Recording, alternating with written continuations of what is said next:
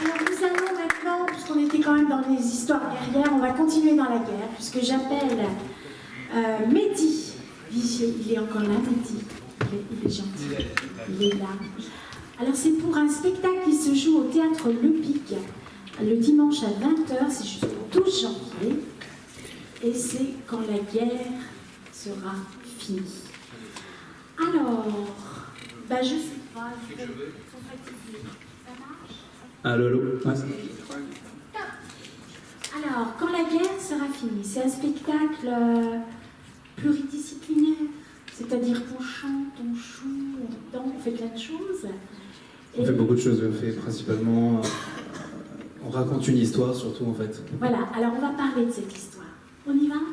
Vous êtes pas très nombreux sur scène, vous êtes 4, et vous jouez tous plusieurs rôles. Il y a une seule fille d'ailleurs dans l'aventure qui elle en joue 3. Et ça nous raconte donc un pan de l'histoire de la dernière guerre mondiale. Ça se passe et à Paris et à Saint-Dizier. Voilà, alors protagoniste de cette histoire à 3 reprises, dans 3 rôles différents. 3 reprises en 3 rôles différents. Voilà, 4 même. Alors, quels sont les rôles joués justement? Ça va un peu nous amener dans l'histoire après. Quand la guerre sera finie, c'est un peu l'histoire de tout le monde pendant la Seconde Guerre mondiale. Ça se passe en 1942. On évite justement de raconter un petit peu ce qu'on a entendu maintes et maintes fois entre les Juifs et les nazis. Là, on parle principalement des Français, des résistants, des Français qui ont profité du système pendant cette guerre terrible, des Français qui ont subi. Donc quand la guerre sera finie, se passe entre Paris et Saint-Dizier, mais beaucoup aussi à Saint-Dizier, sur une petite commune où il va se dérouler une opération entre les résistants et les communistes. L'histoire d'un détournement d'un train, on ne s'en rend pas compte à quel point la SNCF a été primordiale en fait pendant la Seconde Guerre mondiale pour transporter des messages, pour transporter pas mal de choses. Et les cheminots ont joué un rôle vraiment très actif dans la résistance. Donc c'est un spectacle qui a été composé par Nicolas Skilbeck, un Américain, un Londonien qui vit aujourd'hui aux États-Unis. Et qui est un disciple de... Alors je ne sais pas si les gens ici connaissent, mais le compositeur notamment de Into the Wood, qui est un très grand compositeur. Aujourd'hui, Nicolas Skilbeck est aussi directeur musical de Tina Turner, le musical. Enfin, on est sur quelqu'un de très important dans l'univers du musical qui a écrit cette œuvre-là, qui est la seule œuvre connue.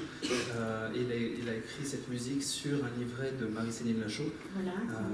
Voilà, qu'on connaît bien, puisqu'on l'a reçu pour 2 de ses pièces, puisqu'à une époque, elle écrivait pour elle et elle jouait. C'est ça. Voilà. Et du coup, voilà, je parle de Nicolas parce que l'univers de Quand la guerre sera finie, on parle d'une histoire française, mais écrit comme un spectacle américain. À la base, c'était une œuvre de 2h30 avec beaucoup de chansons, vraiment dans les formats Broadway. Et aujourd'hui, se joue au Théâtre Le Pic un tout nouveau format, un format où on est 3 sur scène, 3 comédiens chanteurs, danseurs, qui sont au service de cette histoire et qui interprètent les 10 personnages de l'histoire originelle. C'est assez incroyable d'ailleurs, le passage de l'un à l'autre, et on y croit à chaque fois. Alors on se dit on va être perdu parce que non, il y a juste un tout petit détail, un changement dans la façon de se tenir des fois, parce que la tenue est la même, quasiment la même, mais juste la position du corps, la façon d'ouvrir ou de refermer les épaules, tout nous donne à découvrir et à suivre d'autres personnages. Et c'est vraiment très réussi, parce qu'en fait, c'est très minimaliste, que ce soit le décor, les costumes, et on arrive vraiment à suivre tous ces personnages différents, alors qu'en fait, vous êtes un tout petit nombre sur scène. Alors, en fait, c'est l'histoire donc d'une forme de réseau qui s'est monté un peu, on va dire, un peu par hasard, parce qu'il y en a qui sont là vraiment par conviction. Il y a le féministe qui, là, lui, est vraiment très impliqué, très volontaire. On a aussi ces résistants, et on voit aussi apparaître, on va le faire avec le féminisme, parce que quelque part, on ne peut pas faire autrement. Donc, ça aborde un peu plein de petits sujets, de gros sujets, et qui ont joué un rôle très très important pendant la guerre, mais aussi après la guerre, le positionnement de tout un chacun. Et puis il y a aussi ces gens qui attendent que ça se passe gentiment, fort gentiment, dont entre autres une chanteuse de cabaret, qui avait, ben voilà, oui c'est vrai, elle fréquentait un Allemand, mais rien de plus, de façon tout à fait informelle. Et en fait, on se rend compte que tous ces personnages sont reliés à un moment donné, et de façon assez inattendue en fait. Je crois que c'est un petit peu la force de cette œuvre. Personnellement, c'est ce qui m'a vraiment convaincu, c'est la simplicité avec laquelle c'est raconté, parce qu'il y a des choses terribles qui sont dites dans un format très accessible, très simple. Et je crois qu'effectivement, cette version à 3 comédiens et un pianiste, du coup, donne encore plus d'accès à cette histoire, parce qu'on est moins sur les personnages, on est un petit peu plus sur les 3 comédiens qui deviennent 3 conteurs. Et on entre en empathie non plus avec les personnages, mais avec ses acteurs, au final. Oui. Et on le ressent d'autant plus sur scène, dans la connexion avec le public. On sait qu'on parle d'une histoire qui est encore fraîche, oui. Dans les mémoires, et d'une histoire qui mérite d'être racontée, celle de France. Et dans cette simplicité d'échange, et justement, juste après une scène lourde, une scène puissante, de pouvoir simplement mettre une casquette sur la tête, un sourire sur le visage, et devenir quelqu'un d'autre, voilà. Complètement, et de raconter l'histoire du facteur, oui. Gabi, qui va filouter voilà. Sans se rendre compte un petit peu des conséquences. Ouais. C'est vraiment, il y a beaucoup d'émotions, et puis cette faculté que vous avez tous, les uns et les autres, à passer de l'un à l'autre des rôles que vous défendez, que vous incarnez, c'est vraiment, vraiment remarquable. On va parler aussi du pianiste, qui est quand même un élément majeur de ce spectacle, parce qu'il y a beaucoup de chansons, et cette mise en scène qui est quand même très réussie, parce qu'il y a une scénographie qui est très légère, en fait, on a une sorte de praticable au milieu de la scène, avec un élément de décor qui est important, qui figure un aiguillage de train, et tout tourne là-dessus, et ça nous fait à la fois une scène de cabaret, un quai de gare, un cabaret par voilà, une chambre, en fait tout y est, c'est vraiment très minimaliste, et à chaque fois on y croit. Donc moi ce que je voulais vous demander, c'est comment vous arrivez les uns et les autres à... Parce qu'il y a à la fois incarné un rôle tellement différent du précédent qu'on vient, mais aussi comment vous recevez à chaque fois ce camarade qui, la fois d'avant, était le soldat allemand, jouait cet officier allemand, et il s'esquive, il revient, c'est un camarade de lutte, et tout se passe comme ça. Ça vous a demandé beaucoup, beaucoup de travail, je présume. Alors, je vais essayer de répondre un petit peu dans l'ordre. Donc, si vous voulez parler oui. Un petit peu du pianiste, oui. Donc Jonathan Guavertz, qui a eu la lourde tâche de reprendre l'ensemble de la composition de Nicolas, simplement sur un piano. Ouais. Donc, ça a été compliqué pour lui, et puis c'est une adaptation aussi. Donc, faut savoir qu'à la base, c'était composé pour un orchestre. C'est vraiment un spectacle qui peut exister dans une version beaucoup plus, je dirais même exubérante et large, avec un large, exactement. Et Jonathan a dû aussi s'adapter au fait que les 10 rôles qui existaient, 9 vrais rôles, on va dire, ont dû être adaptés à 3 comédiens qui ont chacun leur tessiture. Mais quand je chante Gilbert, qui lui est baryton, ou Étienne, qui est ténor, on est dans des univers même musicaux différents, donc il a fallu à chacun adapter sa voix, adapter son attitude, certes, mais il y a des choses comme la nature même de la voix qui sont difficiles à moduler. C'est vraiment, vraiment très très réussi. Alors, je voulais parler de la mise en scène, peut-être. De la mise en scène, oui. La mise en scène, justement, je pense que c'est la force du théâtre. On ne se rend pas compte à quel point pour faire de la musique, il suffit d'un musicien. Pour faire du théâtre, il suffit d'un comédien. L'histoire. Ou un téléphone, des fois aussi, ça fait de la musique. Non, je ne connais pas ce morceau. Il suffit parfois d'un comédien, il n'y a pas besoin forcément de beaucoup de décors, parfois juste un rideau, une lumière, et puis on y va. Ouais. On va parler un petit peu avec le cœur. Ouais. C'est pas le même monsieur, quand même. C'est la fin. Oui. Donc je pense que la mise en scène qui prend le pari de mettre en avant l'histoire racontée, et pas l'histoire simplement montré et plaqué. Je crois que c'est efficace. Je pense que pour quelque chose comme ce spectacle, pour ce format-là, c'est particulièrement intéressant. Tout à fait. Alors, bien sûr, on encourage nos amis du Théâtre Club à aller voir le spectacle. Alors, vous n'êtes plus, vous ne serez pas sur scène, puisque vous avez une élégance rare, puisque vous avez quitté le rôle. Vous allez peut-être y venir, mais pour le moment, vous n'êtes plus sur la distribution, puisque c'est à tour de rôle. Et voilà, vos petits camarades sont partis défendre à la télévision, je crois, leur spectacle, et vous avez accepté ça au chapeau, de venir défendre ce spectacle. Donc, pour le moment, vous ne faites plus partie. Alors, regardez-le bien, ce garçon-là, parce que nous avons eu le plaisir de le découvrir sur scène. Personnellement, moi, j'ai pu apprécier dans La Dame Blanche, Réseau-Pardy. Et puis, l'année dernière, rappelez-vous, on avait conseillé un spectacle de Noël qui s'appelait Chant de Noël à l'Artistique Athéna. Et là encore, vous en étiez, avec beaucoup... on travaille, cher ami. Non, mais en plus, voilà, c'était vraiment très jolie voix, très jolie défense de rôle, et on retrouve tout ça. Alors, ce que je propose, c'est peut-être de faire un petit extrait. Ce sont des chansons, vous l'avez bien compris. On va essayer d'en faire... On peut en faire deux, absolument. Allez. Donc, oui, voilà, c'est un spectacle musical, voilà, faut pas l'oublier. C'est vrai on remet dans le contexte. On remet dans le contexte. Voilà. On est dans une histoire française vue par l'américain. Ça nous fait penser un peu aux Misérables, oui. Qui a été un petit peu cette création française qui a fonctionné finalement et été montée à l'étranger.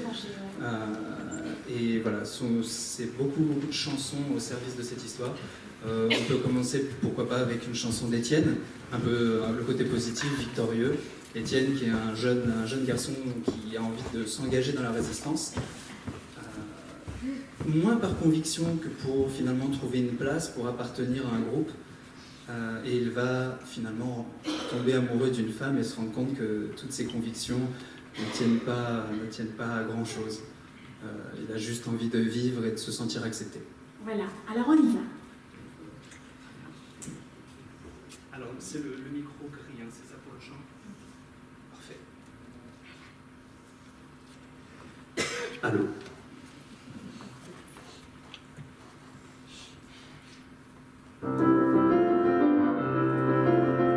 Dans chaque rue, Paris garde en mémoire les exploités, héros des temps passés. Chaque maison, chaque pont nous raconte l'histoire des hommes qui ont choisi la liberté. Gavroche sur sa barricade, vers le ciel tend toujours le poing. Il chante encore avec ses camarades, tous ensemble nous irons loin. Sous les pavés résonnent les batailles des ramoneurs, des poignards, des cordonniers. En rang serré, ils avancent sans peur de la mitraille, ces hommes qui ont choisi la liberté. Au Père-Lachaise et à Belleville, les fédérés tendent le poing. Ils chantent encore à place de la Bastille. Restons tous unis, nous irons loin. Voilà l'apprenti boulanger qui laissera son pétrin. Le pic, l'épicier fermera son magasin. Escorté par le boucher, une grenade à la main. Quand il faudra, le peuple répondra. Présent pour le combat, comme chaque fois. L'arme à la main, ils suivront la mémoire des exploits des héros des temps passés. Dans les hôtels, dans les cours, ils choisiront l'histoire, ces hommes qui écriront la liberté. De la Concorde à République, ils chantent encore en brandissant le poing. Le peuple est là, le peuple répondra. Restons tous unis, restons tous unis, restons tous unis, on gagnera. Tu vois, le drapeau nazi là-bas, on le brûlera. Et les pancartes, on les arrachera. On fera un grand feu et on dansera tout autour. De Montparnasse à la Bastille, nous marcherons d'un même pas. Nous danserons dans les rues de la ville, de son cœur qui bat.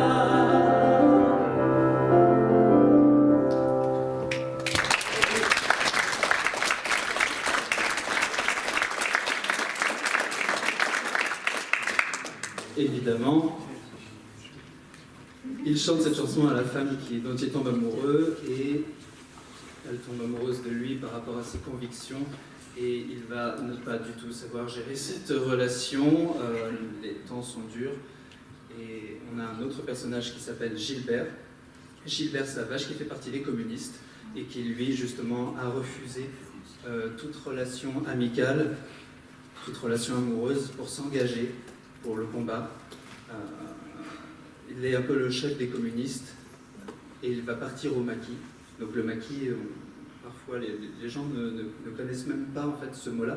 Les maquisards, c'est des gens qui risquaient leur vie, qui n'avaient plus d'identité, qui étaient pourchassés et qui vivaient cachés, armés et qui étaient là pour la résistance et qui ont énormément servi à ce qu'on remporte cette guerre.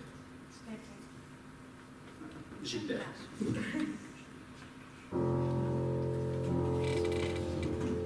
Saint-Dizier, le 15 novembre 1942.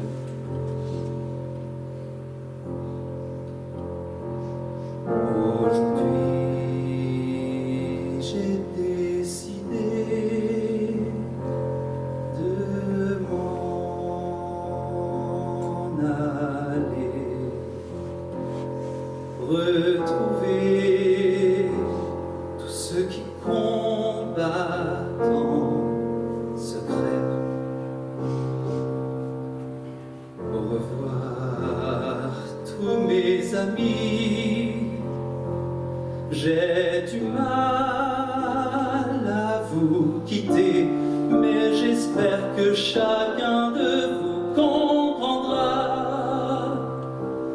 Et je sais qu'un jour viendra où nous serons ensemble, à nouveau réunis.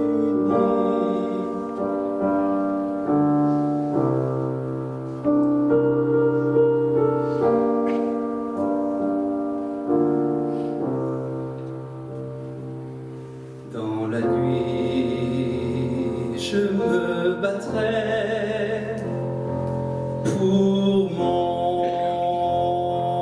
pays jusqu'au bout, avec mes mains et mon fusil. Dans la nuit, je serai prêt à mourir pour mes idées, pour qu'enfin règne à nouveau la liberté.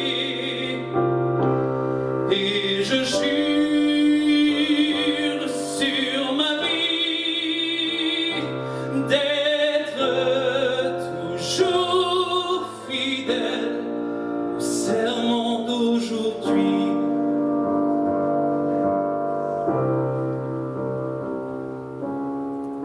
J'ai vu trop de parents séparés de leurs enfants. J'entends encore leurs cris résonner dans la nuit et ces trains qui s'en vont, ces destinations inconnues.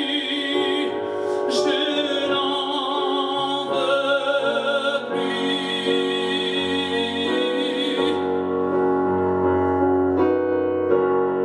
Voici la délivrance pour le peuple de France. Si nous restons tous unis pour notre patrie,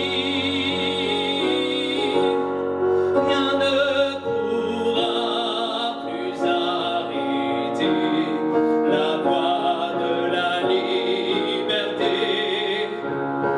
Et je jure sur ma vie d'être toujours fidèle au serment d'aujourd'hui. Au serment d'aujourd'hui. Au serment d'aujourd'hui. Toute ma vie. Votre famille Gilbert.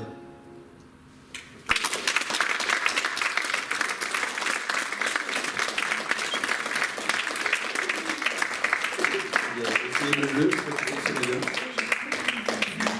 en fait, c'est celui-là le vôtre. Oui, mais bon, moi je prends tout. Il est plus flatteur pour la voix. Je le sais, je le sais. Voilà. Ben, merci beaucoup, Mehdi. Doublement merci, voilà, d'être venu, de nous avoir parlé de ce spectacle et de nos petits camarades. Voilà. Et c'est vraiment un spectacle émouvant. Donc ça se joue au théâtre Le Pic. Ça va arrêter bientôt. Hein. Ça s'arrête le 12 janvier. Ça s'arrête le 12 janvier. Alors cette exploitation, c'est pas comme un essai, on est plus loin que l'essai. Oui. On teste cette version à 3 comédiens dans un format qui, nous pensons, correspond vraiment à Paris. D'accord. À ce qu'ont besoin de voir les gens, quelque chose de théâtralisé aussi.